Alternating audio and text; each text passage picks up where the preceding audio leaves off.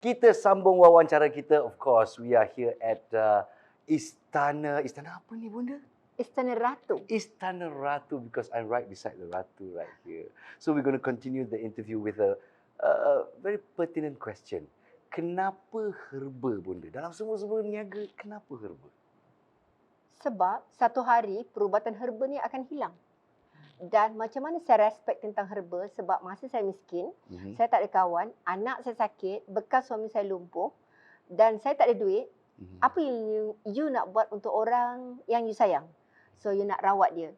So saya berterima kasih dekat alam. Kenapa? Dengan alam saya makan, dengan alam saya berkawan, dengan alam saya rawat family saya yang sakit, yang sangat kritikal waktu tu, demam panas, sawan dan tak boleh berjalan selama 6 bulan, doktor sahkan lumpuh.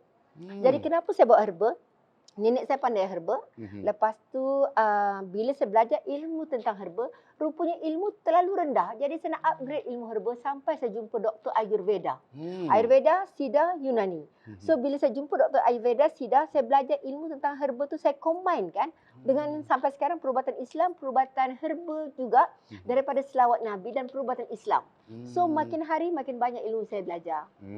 Apabila pindah ke KL dulu, apakah jenis perniagaan lain yang bonda cuba tapi tak berjaya? Saya ni kalau nak cerita ya, saya ni gagal bukan satu benda, gagal perniagaan. Saya jual goreng pisang, saya jual nasi lemak, saya jual kerongsang, saya kerja properti tau. Lepas tu yang paling saya tak tahan lagi, saya boleh jual ikan, sayur dan apa saja saya boleh jual, semua saya jual. Gagal adalah proses kesakitan. Tanpa sakit, kita tak akan belajar untuk merawat. Proses healing spiritual, ekonomi, proses belajar tu adalah yang sangat termahal yang tidak ada pada universiti. Yang saya namakan dia universiti kehidupan. Untuk you jadi smart, ialah you kenal potensi diri you, apa you boleh pergi, apa yang you tak boleh pergi. Jadi rupanya dalam kehidupan ni satu ayat je saya nak ajar kepada semua penonton dekat segmen rancangan ni ya. Di dalam kesempatan terdapat kesempitan. Di dalam kesempitan situlah ruang kesempatan. Manusia ni sebenarnya dia selalu ada peluang. Peluang tu hanya datang sekali. Sebab tu dalam minda kita ni sebenarnya ada sangat banyak wealthy. Wealthy tu akan jumpa di dalam lumpur. So you nak keluarkan diamond dalam you punya IQ ni untuk you keluarkan healthy and wealthy. Jadi rebut peluang dalam you punya mind. Saya sayang otak saya sayang kaki saya. Dengan otak yang pandai, dia akan boleh bawa kaki. Dengan otak yang bodoh, kaki you akan statik. You akan jadi orang statik dan pasif. Semuanya bermula di sini dan kecekalan hati memberikan kita, orang kata, perangsang untuk terus maju ke depan. Betul. Itulah perjalanan, journey. Very, very important. Setiap usahawan, setiap perniagaan tu, everyone will have a bad experience. So, bonda pun dah cerita juga macam mana bonda gagal dan sebagainya. Macam mana proses bangkit semula tu. Kadang-kadang nak bangkit tu, itulah yang paling susah. Terutama buat usahawan di luar sana. Maybe during the pandemic, you've gotten really a bad hand. And it feels like it's almost impossible to stand up again. Saya dah jadi usahawan lebih daripada 30 tahun sebenarnya. Daripada zaman saya kecil, saya dah berniaga ikut ayah saya. Saya tak pernah melihat ekonomi seteruk ni. Dan lepasan pandemik, saya tengok ramai sangat orang jatuh dalam perniagaan. Macam mana nak bangun semula? Pertama ialah you kena tengok siapa sebelah you. Selagi you bangun tidur, you ada nyawa tak you pegang hidung? Once ada nyawa, maksudnya ada harapan. Selagi you ada nyawa, maksudnya you masih ada semangat. Setiap hari, you kena recharge you punya mind, you punya spiritual. Kita dalam keadaan masyarakat majmuk bersama ya, kita kena bayangkan apa akan jadi kalau semua orang down.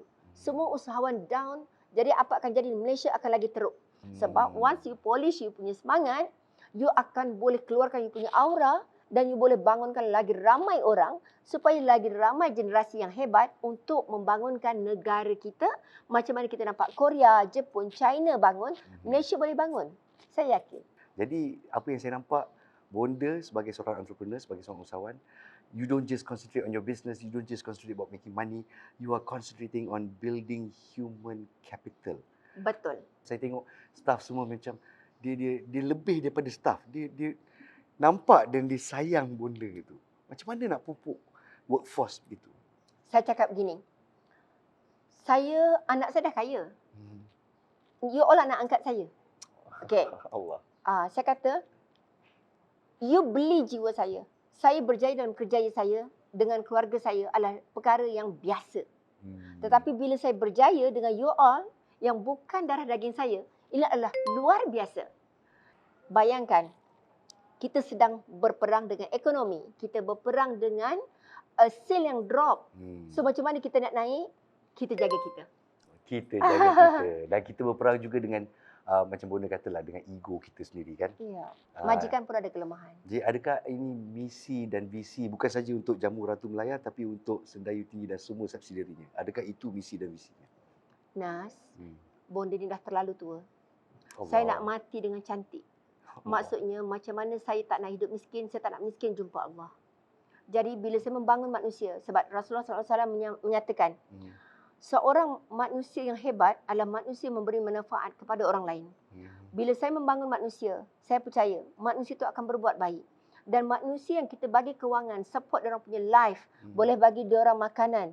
Kita tak hidup seorang diri tau. Bila kita kaya, kita tengok orang lain miskin, kita biarkan. Sebenarnya kita dah buat salah pada manusia. Kita dalam kita miskin. Sebenarnya dalaman kita miskin. Saya sebut perkataan apa dia tahu. Saya nak kaya jiwa, kaya harta. Kalau you miskin jiwa, you miskin harta, you manusia tak guna. Tak guna. Tak guna. Tertepek dia kena. Aduh. Ini yang kita nak dengar semua. Kadang-kadang kita sebagai usahawan, banyak orang yang cakap kat kita, oh you're so hebat, you this and that. Sekali kena tepek kat muka, sekali baru kita tahu mana tinggi langit, mana rendah bumi kita. Tadi kita dah cerita pasal usahawan kena buat macam tu, usahawan kena buat macam ni. Saya pun ada yang ciri-ciri yang mungkin saya setuju atau saya tak setuju. Tapi untuk Bonda lah, apa ciri-ciri yang harus ada pada seorang usahawan? You cakap pasal malu. You sebagai usahawan, you terkenal tau. Bila you terkenal, orang akan kenal you sebab you akan jadi orang hebat. Banyak orang kat bawah you downline you. Orang sekeliling akan pandang you. Kalau you tak ada adab, you tak tahu malu, you tak jaga you punya akhlak, orang akan anggap you money without brain. Sebenarnya, status, kejayaan adalah satu musuh ketat untuk orang berjaya. Betul. Keselesaan, kerusi yang duduk you ni, tahta yang duduk ni, tak pernah secure. So, bila you rasa secure, that's why you keluar benda buruk. You ego. You tak tahu malu. Malu perlu, tak malu pun perlu. Malu ialah, oh, aku somebody. So, kau rasa? So, sikap kau rasa. Gitu. Itu yang danger tu. Bahaya untuk you. You tak sedar dia sebenarnya dah attack you punya kebagusan diri. Itu dari segi you punya ego lah. Okay. Lagi dari segi financial. Once you ada duit, dia pun musuh juga. Duit aku banyak. Saya tak kata orang, saya kata saya tau. Aku boleh beli kereta ni, aku boleh spend ni, aku boleh spend tu. End of the day, gaji staff you tak boleh bayar, reward staff you tak bagi, tapi you punya luxury melempah ruah. So you rasa you jaga tak orang punya spiritual? First, you kena jaga surrounding you, staff you. Kalau tak ada staff, you takkan berjaya. Kalau tak kerana family you, kemudian you curang, you buat macam-macam kat isteri you, dekat husband you, you duakan dia, you curang dekat dalam rumah, you sebenarnya you curang pada diri you. You curang pada staff you, sama juga staff you curang pada majikan you. Life is karma. Life is karma. Ya, kejayaan is karma. Semuanya spin. Dia akan datang balik kat you. That is the hardest, I think, hurdle for any successful entrepreneur out there. So may you guys not fall into that trap as well. Akhir kata untuk usahawan warga BIS kita di luar sana kan, dia dah dengar penjelasan Bonda, sedikit sebanyak falsafah Bonda. Jadi apa yang sebenarnya Bonda nak sampaikan? What would you like to express to entrepreneurs out there? If there's one thing. Kebijaksanaan seorang manusia adalah daripada pengalaman. Orang yang bijaksana, dia datang daripada dua perkara. Pertama adalah orang yang cerdik kerana dia bersekolah. Yang kedua, yang melengkapkan kebijaksanaan dia ialah pengalamannya. Kemudian bila dia mengisi hidup dia dengan ilmu, dia akan menggunakan ilmunya untuk amal. Wise words from a wise lady who's been there and done that and seen everything. Jadi boleh saya katakan kat sini, motivasi Bonda sebenarnya adalah cinta. Sangat. Sayang, perkataan love to definitionnya ialah sakit. You akan sakit untuk memberi dan menerima. Kadang-kadang orang tak balas. Jadi setiap kali you sayang, you tak perlu harap balasan. That's very deep. Love is pain. Pain Betul. is love. But whatever motivates Bonda to achieve what she has today is love. I mean, it's not just love for money or it's not just love for the business. It's love for the product, love for the people who work with her, and the fact that she wants to make everyone's lives better. Now that's in the true spirit of entrepreneurship. Saya rasa sangat beruntung dapat bersama dengan Bonda, dapat belajar banyak. Walaupun sekejap je, dapat jadi supir sekejap bawa ke sana kemari. Tapi seronok sangat. Terima kasih Bonda. Kalau diberi peluang kedua untuk menjalani kehidupan semula, adakah Bonda nak menjadi pekerja kola putih? Atau mungkin pekerja kola biru? Atau masih nak menjadi seorang usahawan? Saya nak jadi petani, saya nak jadi orang hutan. Betul. Ya, kenapa saya kata nak jadi petani? Petani tak ada risiko. You just makan rumah kecil, you tak terkenal, you just jaga suami. Sangat simple life tu. Tapi sebenarnya itulah kekayaan. Orang tanya, mesti orang panggil, I nak jadi jutawan. I tak pernah mimpi nak jadi jutawan pun. Sebab level saya ni hanya sesuai jadi apa tahu? Tukang masak, tukang muk. Ya Allah. Wallahi. Dia aspek apa you punya life tak ada kelulusan. Menyapa sebab tu, almost kat sini, tukang sapu ke tukang masak, I sangat sayang mereka. Sebab itu adalah saya. Money, duit, harta adalah satu benda yang menghiburkan you tapi tak kekal. Sebab tu I cakap, manusia zaman sekarang selalu lupa tanggungjawab. Tak kisah you apa bangsa sekalipun, you agama apa sekalipun, yang menyatukan antara bangsa kita ni, antara kita sama manusia, antara you dengan saya, apa Islam ajar? Sayangilah mereka semua dan jangan zalimi mereka, terutama keluarga kita kena bina. Very strong words. Yeah. I didn't realize it would affect me so much. Jadi kalau diberi peluang nak hidup jalani yang biasa, petani-petani pun jadilah kan. Petani. Tapi bila Allah dah pilih you jadi jutawan, jadi usahawan, you tak boleh cakap, Tuhan kenapa you tak jadikan I petani? Dulu masa I petani, Allah kenapa keluarga I tak ada harta? Kenapa suami I tak sayang I? Manusia selalu salahkan Allah. You tak sedar salah you.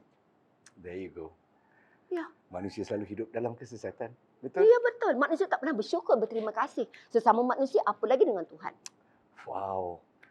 It's been a very spiritual journey as well. Tak sangka wawancara yang menjadi suatu yang sangat mendalam untuk rohani saya as well.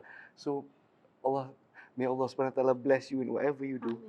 May Allah SWT bless your efforts towards the people who work for you. Semoga Bonda terus diberi kesihatan dan juga kesenangan dalam hidup. Once you jumpa orang yang ada aura, you berpeluang melihat segmen untuk menjadi inspirasi.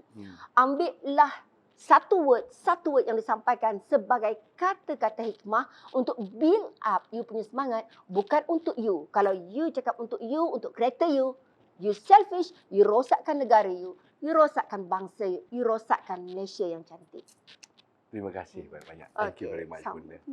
Wow, that was some interview, guys. You know, now I'm sitting here in this chair all alone. It feels lonely somewhat. That's the feeling that you get when you sit with Bonda Rosita Ibrahim. Her aura and her significance when she speaks to you.